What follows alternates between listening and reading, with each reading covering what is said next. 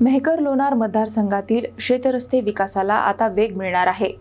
मुख्यमंत्री बळीराजा शेतरस्ते योजनेअंतर्गत 2.5 कोटी रुपयांचा निधी मंजूर झाला असून शेतकऱ्यांसाठी दर्जेदार आणि सर्व हंगामात उपयोगी पडणारे रस्ते उभारण्यावर भर दिला जाणार आहे।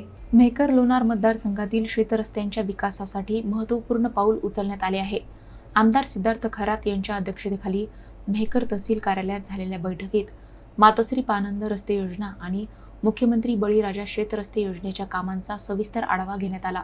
बैठकीदरम्यान मतदारसंघात मंजूर असलेल्या सुमारे 489 शेतरस्त्यांच्या रखडलेल्या कामांबाबत चर्चा करण्यात आली।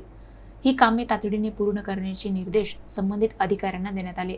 तसेच मुख्यमंत्री बळीराजा शेतरस्ते योजनेअंतर्गत प्रारंभी 2.5 कोटी रुपयांचा निधी मंजूर झाल्याची माहिती आमदार सिद्धार्थ खरात यांनी दिली। या निधीतून पहिल्या टप्प्यात 20 ते 30 शेतरस्त्यांची कामे हाती घेतली जाणार आहेत। शेतकऱ्यांना वर्षभर वापरता येतील असे मजबूत आणि दर्जेदार रस्ते उपलब्ध करून देणे हे प्रशासनाचे प्रमुख उद्दिष्ट असल्याचे आमदार खरात यांनी स्पष्ट केले। या निर्णयामुळे मतदारसंघातील शेतकऱ्यांना मोठा दिलासा मिळणार आहे।